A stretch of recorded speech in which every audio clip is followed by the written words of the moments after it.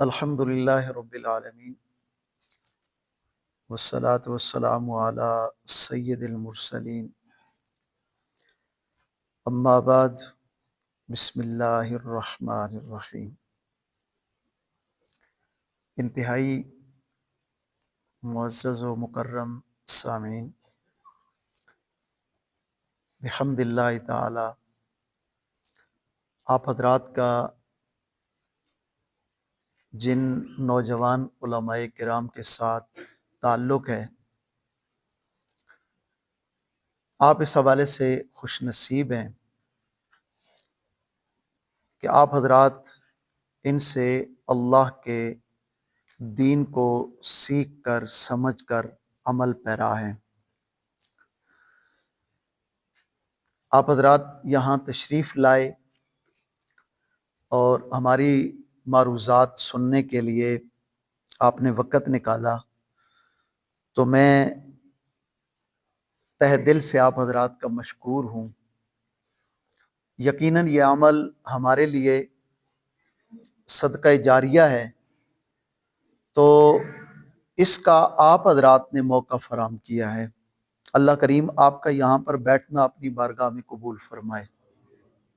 مجھ سے پہلے برادر عزیز حضرت مولانا ساجد فاروق اسد صاحب آپ کے سامنے بڑے جامع معنی انداز سے قرآن مجید کے ساتھ مضبوط تعلق قائم کرنے کے حوالے سے بہت ہی خوبصورت بات ارشاد فرما رہے تھے۔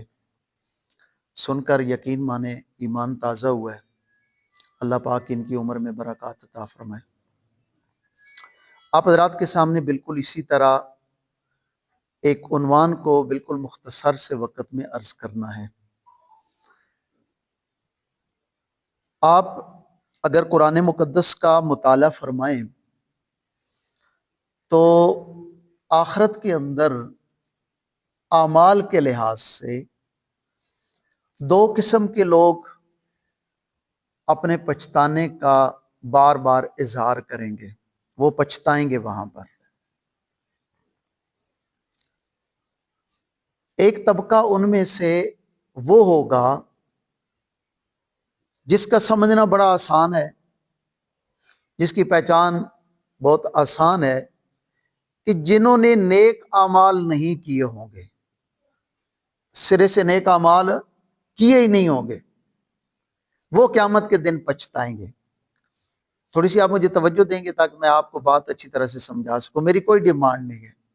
ہوتا ہے نا خطبہ، وہ کہتے ہیں جی اونچی آواز سے سبحان اللہ کہیں اور اونچی آواز سے کہیں، وہ نہیں، میری کوئی ڈیمانڈ نہیں۔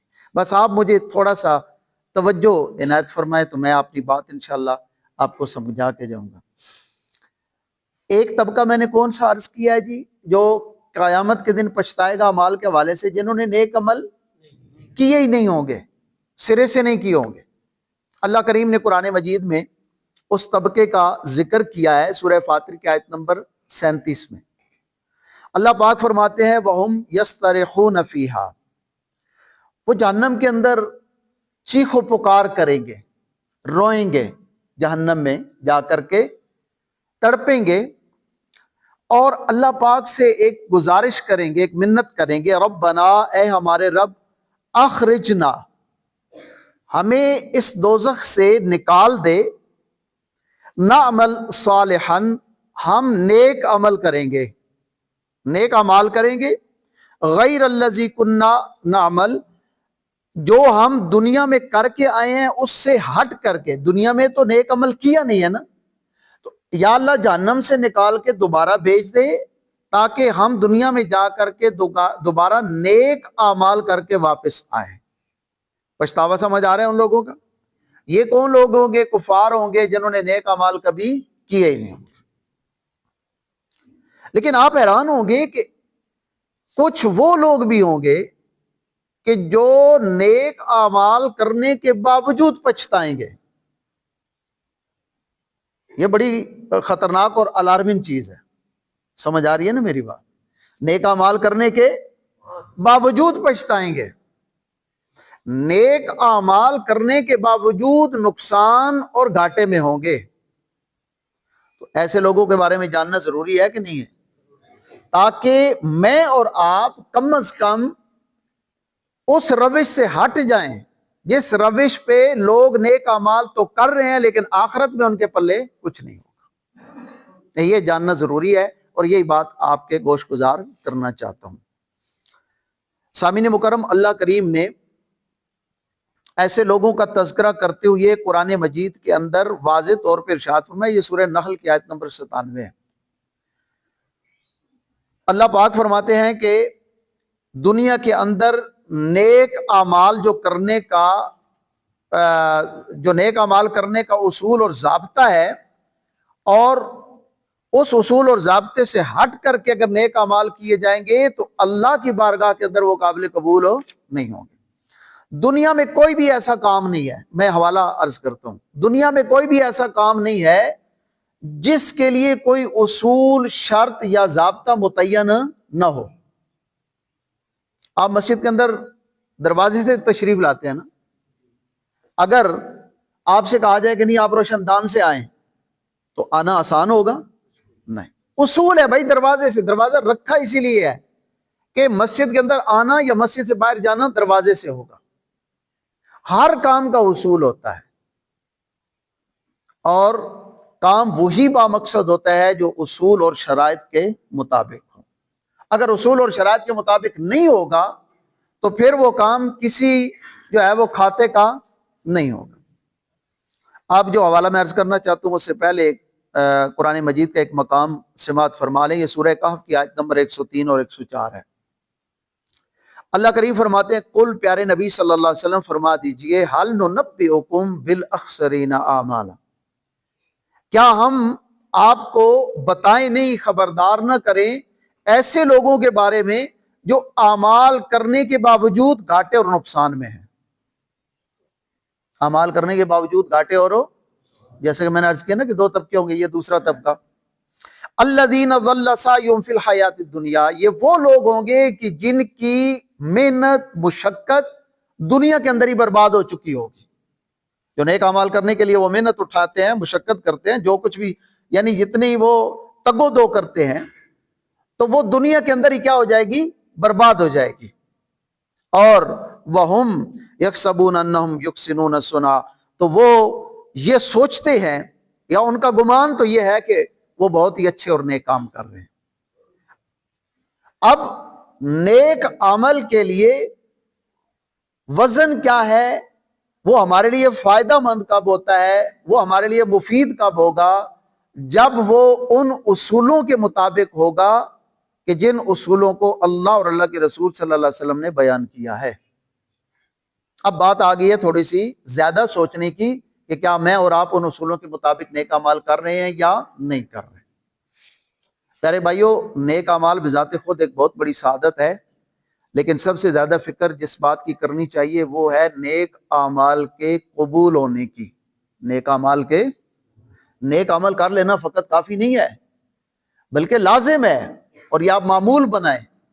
کوئی بھی چھوٹی سے چھوٹی بظاہر جو ہمیں لگتی ہے وہ نیکی کریں یا بڑی سے بڑی نیکی کریں تو اس کے بعد اللہ پاک سے یہ سوال ضرور کیا کریں کہ اے اللہ تو ہماری اس نیکی کو قبول فرما لے، تاکہ وہ قیامت کے دن ہمارے لیے فائدہ مند ثابت ہو سکے۔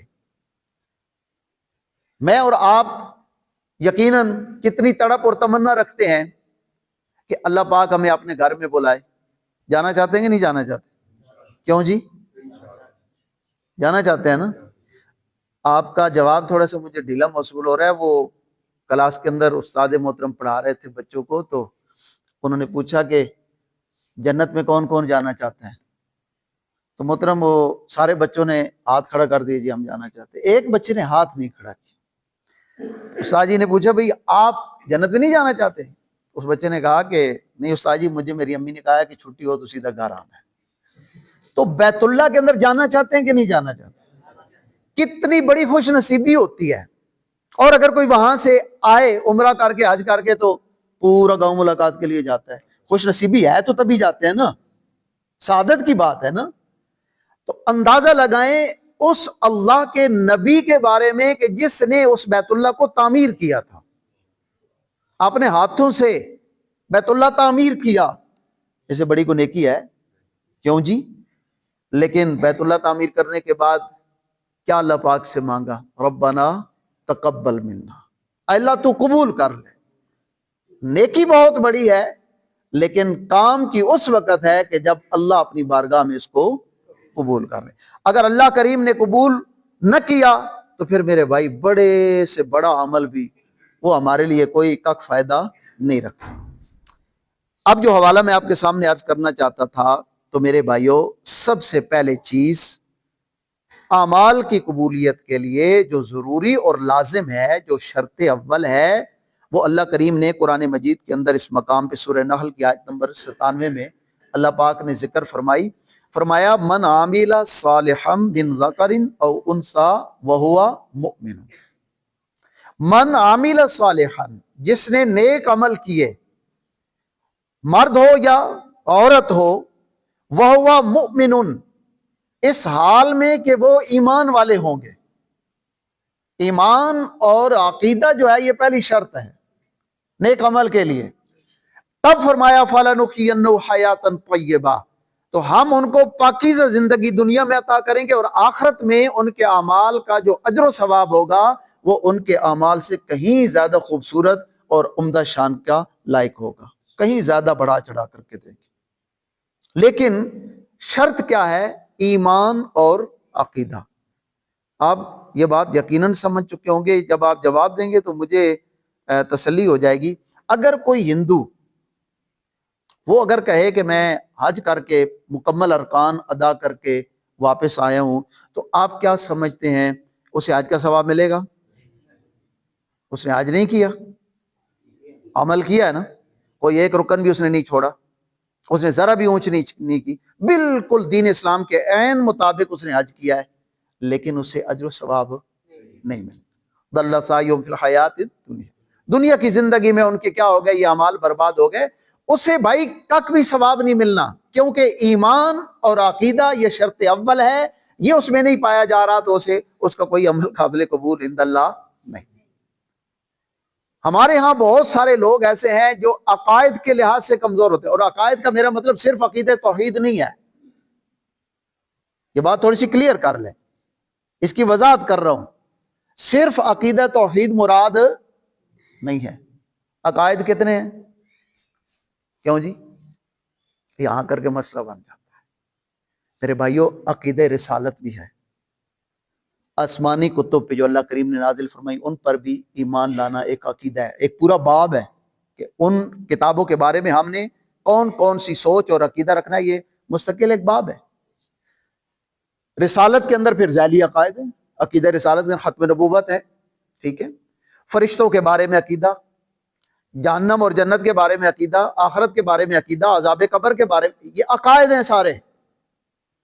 تو کسی ایک عقیدے کے اندر بھی معاملہ گڑبڑ ہو گیا، خدا نہ خواستہ وہ عقیدہ درست نہ ہوا، تو پھر کوئی عمل بھی عند اللہ قابل قبول ہو نہیں۔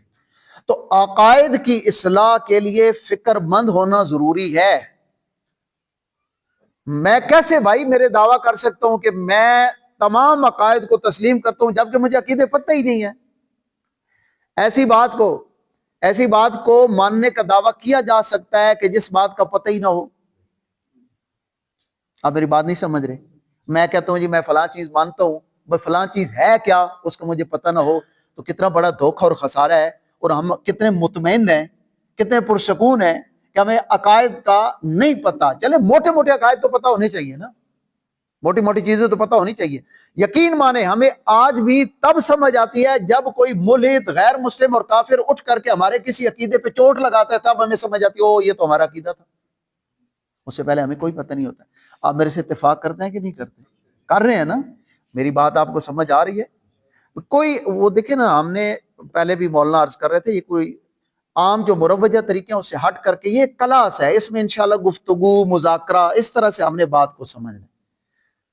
تو ایمان اور عقیدہ کیا ہے؟ یہ شرط اول ہے، اس کا درست ہونا، قرآن و سنت کے عین مطابق ہونا یہ شرط ہے، وگرنہ معمولی سی بھی گڑبڑ ہو گئی تو میرے بھائیوں ہمارا کوئی عمل بھی نہیں بچے گا۔ ہم کون ہیں؟ ہم ایک عام سے انسان ہیں، ہم عام سے انسان ہیں۔ سورہ انعام کی آیت نمبر 88، یہ حوالہ اگر نوٹ کرنا چاہیں، میں اس لیے بتا رہا ہوں، تو کوئی میرا بھائی نوٹ کرنا چاہے تو نوٹ بھی کر لیں، بعد میں جا کر کے چیک کرنا چاہیں تو ضرور کریں۔ سورہ انعام کی آیت نمبر، بولے آپ، سورہ انعام کی آیت نمبر 18۔ اس مقام پہ اللہ کریم نے نا اس آیت سے پہلے 18 نبیوں کا نام لیا ہے۔ کتنے نبیوں کا؟ 18 نبیوں کا نام لیا، اور 18 نبیوں کا نام لے کر کے تذکرہ کرنے کے بعد کیا ارشاد فرمایا؟ سننا چاہیں گے؟ توجہ ہے میری طرف۔ اللہ کریم فرماتے ہیں وَلَوْ أَشْرَكُوا لَحَبِطَ عَنْهُمْ مَا كَانُوا يَعْمَلُونَ، اگر بالفرض محال یہ انبیاء کرام یا ان میں سے کوئی بھی اگر رتی برابر بھی شرک کا ارتکاب کرتے تو ان کے بھی سارے اعمال برباد ہو جاتے۔ سمجھ آئی ہے کہ نہیں آئی؟ پہلی شرط کی سمجھ آ رہی ہے کہ ایمان اور عقیدہ یہ بنیادی شرط ہے میرے بھائیوں۔ ہم جو ہے نا اعمال پہ ذرا کبھی کبھار زیادہ فوکس کر بیٹھتے ہیں، کرنا بھی چاہیے، میں اس بات کی نفی نہیں کر رہا، لیکن ہم کہتے ہیں یہ عقیدہ اپنا اپنا، کوئی بات نہیں، چھوڑے، ہر بندے کا اپنا عقیدہ ہے نا میرے بھائی، نا دین ہر بندے کا اپنا اپنا ہوتا ہے، پھر تو پتہ نہیں کیا سے کیا ہو جاتا۔ ٹھیک ہے، اپنا اپنا نہیں، نہ میرا نہ آپ کا نہ کسی اور کا نہ کسی عالم کا، کسی اللہ اور اللہ کے رسول صلی اللہ علیہ وسلم نے جو عقائد بتلائے ہیں اصل میں وہ عقیدہ ہے، اور شرط بھی وہی ہے۔ اگر وہ بندہ اپنا کر کے نیک اعمال کرتا ہے تو بہت خوش قسمت ہے، اگر وہ اپنا کر کے نیک اعمال نہیں کرتا تو پھر اس کے اعمال قابل قبول نہیں ہے۔ اللہ پاک نے یہی بات اس مقام پہ فرمائی ہے کہ اتنی بلند و بالا ہستیاں جن کے سروں پہ میں نے نبوت کے تاج رکھے ہیں۔ اب اللہ کے نبی کے بارے میں سوچنا بھی محال ہے کہ اللہ کا کوئی نبی شرک کرے گا، یہ سمجھانے کا ایک انداز ہے۔ اللہ پاک مجھے اور آپ کو سمجھا رہے ہیں کہ اگر ان ہستیوں کے بارے میں میرا یہ اصول ہے تو پھر تم اپنے بارے میں سوچ لو تمہارے بارے میں یہ اصول کیوں نہیں ہو۔ بات سمجھ آ گئی میرے بھائیوں؟ دوسری چیز خلوص نیت، سب سے بڑا فتنہ دور حاضر کا، اس موجودہ دور کا سب سے بڑا فتنہ کہ نیت کے اندر فطور آ جانا، اور یہ شیطان جو ہے نا اسے کھلا دشمن کیوں قرار دیا گیا ہے؟ یہ نیک اعمال، ایک نماز کی مثال لے لیں، یہ 10 مرتبہ 10 جگہوں پہ بیٹھا ہوگا آپ کا راستہ روکنے کے لیے، 10 جگہوں پہ یہ موجود ہوگا۔ آپ کبھی ٹرائی کیجئے گا، اس میری بات کو نا تھوڑا سا تسلی سے تنہائی میں بیٹھ کر کے سوچئے گا۔ اذان ہوتی ہے نا اللہ کے گھر سے، تو بندے کا ایک دفعہ کان میں اذان پڑتی ہے، مسلمان ہونے کے ناطے سے ہمارے ذہن میں آتا تھا کہ ہم نے جا کر کے کیا کرنا ہے؟ نماز پڑھنی۔ پھر ساتھ میں ایک اور آواز آتی ہے ہمارے اندر ہی سے کہ ابھی اذان ہو رہی ہے، ابھی تو ٹائم باقی ہے، یہاں سے جال لگنا شروع ہو جاتا ہے۔ پھر نوبت یہاں تک پہنچ جاتی ہے کہ ابھی 2 منٹ ٹائم ہے، جا کر کے وضو کروں گا، جو سنتیں پہلے ادا کرنی ہے وہ بعد میں کر لوں گا، جماعت کے ساتھ میں شامل ہو جاؤں۔ پھر ہماری سوچ آخری رکعت تک چلی جاتی ہے کہ میں جماعت کے ساتھ شامل ہو جاؤں گا، بے شک آخری رکعت میں جماعت کا ثواب مجھے مل جائے گا، یہ ہم اندر مفتی ہمیں جو ہے وہ بتا رہا ہوتا ہے۔ پھر ایک ٹائم آتا ہے، کوئی بھی ٹپک پڑتا ہے بندہ یا کوئی تقاضا پیش آتا ہے، وہ ہمیں بھول ہی جاتا ہے کہ ہم نے نماز کے لیے جانا تھا۔ پھر ہمارا یہ فتویٰ ہوتا ہے کہ چلے رہ گئی ہے، جماعت سے تو رہ گئی، پڑھنی جو اپنی ہے تو تھوڑا بعد میں پڑھ لیتے ہیں۔ اس طرح ہوتا ہے کہ نہیں ہوتا؟ یہ جناب آگے رکاوٹیں ڈالتے جا رہا ہے کہ یہ بندہ کہیں خلوص نیت کے ساتھ جا کر کے اللہ کی بارگاہ میں کھڑے ہو کر کے اللہ کے سامنے سجدہ کرے، رکوع کرے، اللہ پاک اس میں مہربانی کرتے ہوئے اس کی جو ہے نا وہ گناہوں کو معاف کر دیں، اس کے درجات بلند کر دیں، اسے نیکیاں عطا کر دیں، یہ راستے میں کھڑا ہوگا۔ آپ آ گئے نا وضو کر کے، اس کی ہر جو ہے نا وہ جال کو آپ نے کاٹ ڈالا ہے، آپ خدا کے گھر میں آ کر کے کھڑے ہو گئے تو وہ آخری ڈنگ بھی مارنے تک سے باز نہیں آتا، وہ دماغ میں یہ ضرور ڈالتا ہے کہ فلاں بندہ دیکھ رہا ہے، تاکہ وہ سمجھے بھائی بندہ تو بڑا نمازی ہے بھائی۔ ٹھیک ہے، آپ صلی اللہ علیہ وسلم نے نماز کی مثال دی۔ ایک حدیث پاک کا مفہوم ہے، صحابہ کرام رضوان اللہ تعالی علیہم اجمعین مسجد کے اندر بیٹھ کر کے آپس میں دجال کا تذکرہ کر رہے تھے۔ کس کا تذکرہ کر رہے تھے؟ دجال کا۔ کتنی خطرناک چیز ہے۔ صحابہ کرام سے نبی پاک صلی اللہ علیہ وسلم نے پوچھا بھائی کیا تذکرہ ہو رہا ہے، کیا باتیں کر رہے ہو؟ عرض کیا حضور ہم دجال کے بارے میں ایک دوسرے سے گفتگو کر رہے ہیں۔ فرمایا کہ میں تمہیں دجال سے زیادہ خطرناک چیز نہ بتاؤں؟ کس سے؟ دجال سے زیادہ خطرناک وہ کیا ہے؟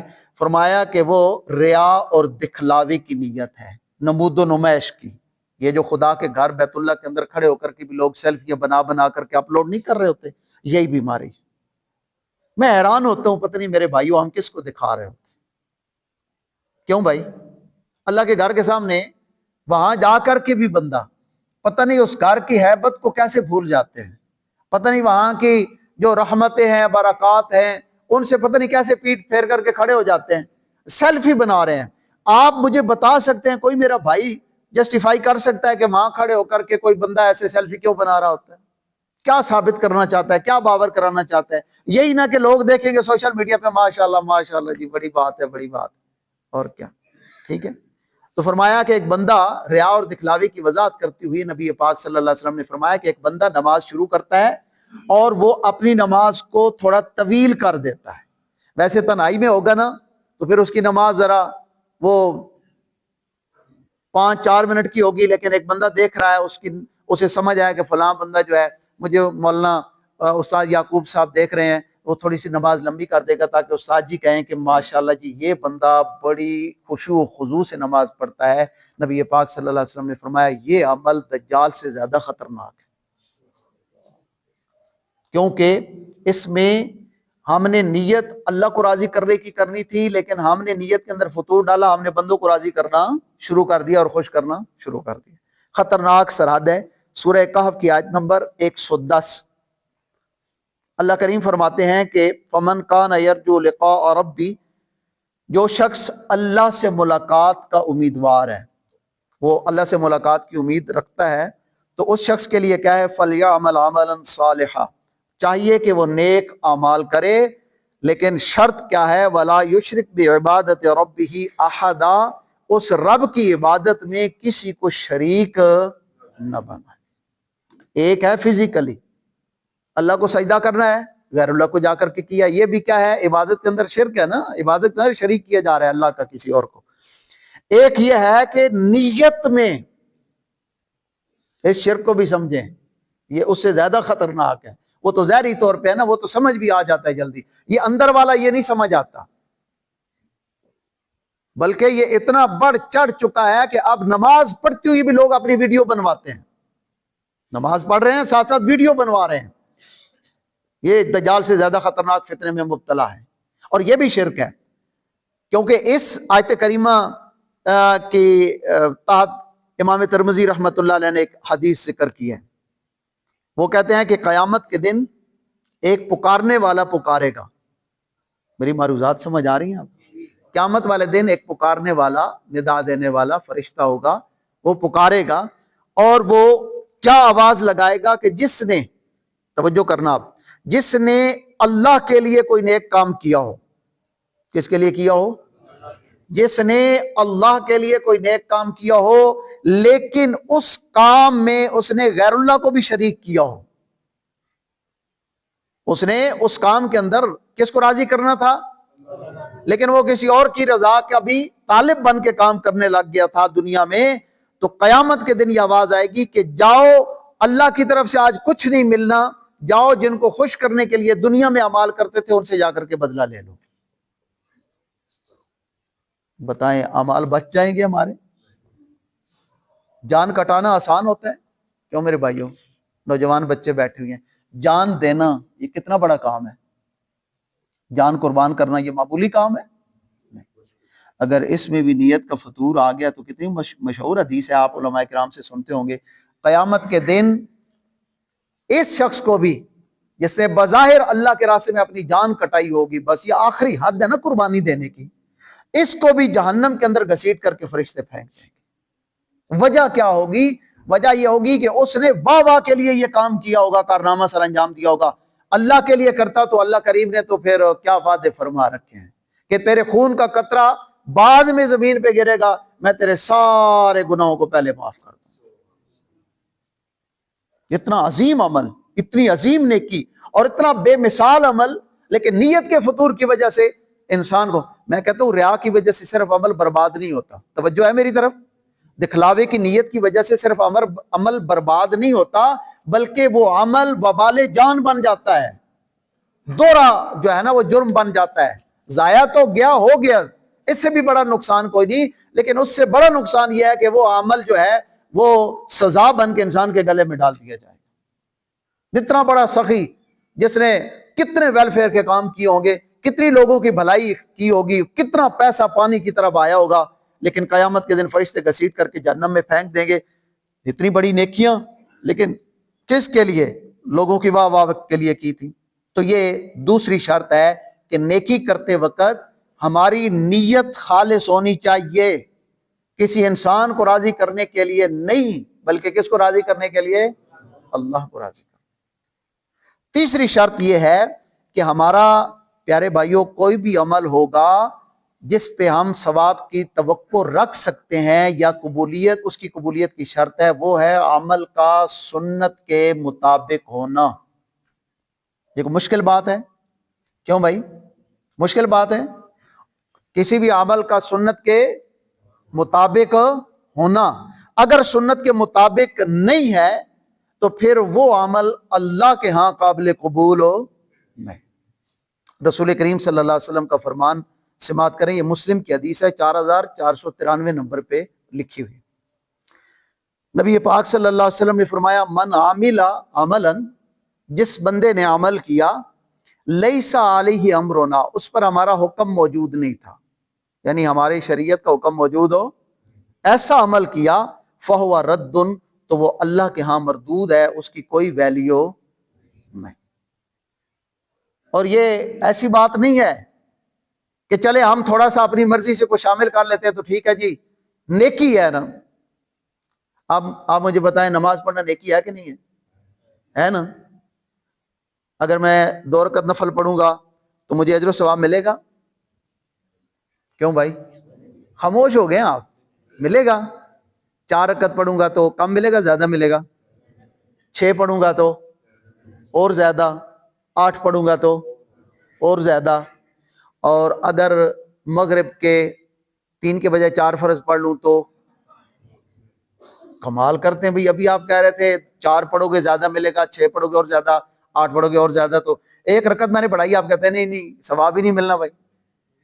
وہ 3 بھی، جو 3 رکعتیں بھی ہوں گی نا، وہ بھی قابل قبول نہیں ہوں گی، ان کی قبولیت بھی ختم ہو جائے گی اگر میں ان کے ساتھ چوتھی شامل کروں گا تو۔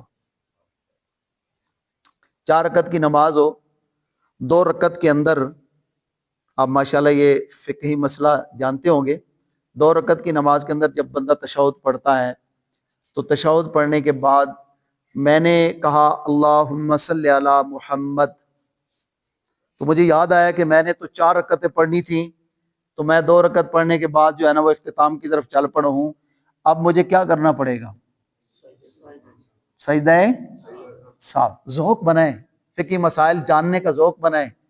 یہ ہم نا، یہ بھی ایک ہمارے لیے ایک فتنہ ہی ہے، شیطان نے ہمیں خواہ مخواہ اس چیز میں مبتلا کیا کہ ہمیں شرم آتی ہے۔ کس بات کی شرم آتی ہے بھائی؟ کس بات کی؟ انسان کون سا عقل کل ہے؟ یہ تو 90 سال کی عمر میں بھی تربیت کا محتاج ہے، پیدا ہونے کے بعد سے لے کر کے قبر کی گود تک اس کو تربیت چاہیے، تو کس بات کی شرمانا ہے؟ یہ ضروری ہے کہ بندہ ساری عمر نماز غلط پڑھتا جائے؟ یہ زیادہ بہتر ہے یا کہ پوچھ کر کے اپنے استاد جی سے پوچھ کر کے اپنی اصلاح کر لے؟ یہ زیادہ بہتر ہے پوچھ کر۔ تو مجھے کیا کرنا پڑے گا؟ سجدہ صاحب کب کیا جاتا ہے؟ جب نماز میں کوئی گڑبڑ ہو جاتی ہے۔ تو میری نماز میں نے درود پاک پڑھا ہے، آپ کہتے ہیں جی نماز میں گڑبڑ ہو گئی، اللہم صلی علی محمد پڑھا ہے نا، تو یہ درود ہے کہ نہیں ہے؟ مانتے ہیں نا اس کو؟ ہر بندہ مانتا ہے، ہر مسلمان مانتا ہے یہ درود پاک ہے۔ تو میں نے پڑھا ہے تو آپ کہتے ہیں جی آپ سجدہ صاحب کریں گے تو آپ کی نماز بچے گی، سجدہ صاحب نہیں کریں گے تو نماز نہیں بچے گی، یعنی خرابی پیدا ہوگی۔ اس لیے خرابی پیدا ہوگی ہے کہ نبی پاک صلی اللہ علیہ وسلم نے جو طریقہ بتایا ہے نا، اس سے میری نماز ہٹ گئی ہے، اس سے میری نماز ہٹ گئی۔ میں آپ کو ایک مثال دے کے سمجھاتا ہوں۔ یہ ترمذی کی روایت ہے، 2738 اس کا نمبر ہے۔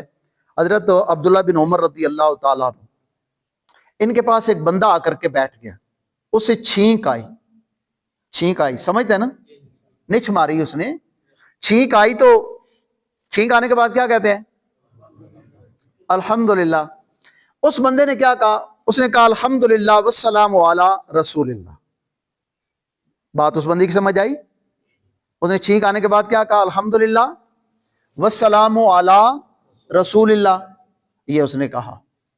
حضرت عبداللہ بن عمر رضی اللہ تعالیٰ عنہ فرمانے لگے کہ میں الحمدللہ کا بھی قائل ہوں اور والسلام علی رسول اللہ کا بھی قائل ہوں، دونوں چیزیں میں پڑھتا ہوں، اللہ کا شکر ادا بھی کرتا ہوں، نبی پاک صلی اللہ علیہ وسلم پر درود و سلام بھی پڑھتا ہوں۔ لیکن کیا فرمایا بات یہ ہے کہ لیس ہکذا علمنا رسول اللہ صلی اللہ علیہ وسلم، نبی پاک صلی اللہ علیہ وسلم نے ہمیں اس طرح نہیں سکھایا ہے، اس طرح باتیں دونوں شریعت کا حصہ ہیں، شریعت میں دونوں موجود ہیں، لیکن اس موقع پر چھینک آتے وقت اس طرح پڑھنا ہمیں نبی پاک صلی اللہ علیہ وسلم نے نہیں سکھایا ہے۔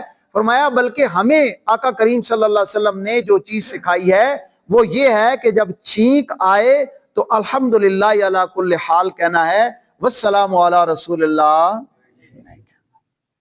تو کتنی حساسیت ہے، تو کتنی شرطیں میں نے عرض کی ہیں عمل کی قبولیت کے۔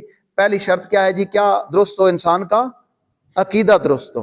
یہ کلاس ہے نا، تو پھر کلاس میں تو بولنا پڑتا ہے کیا چیز درست ہو جی؟ انسان کی عقیدہ درست ہو۔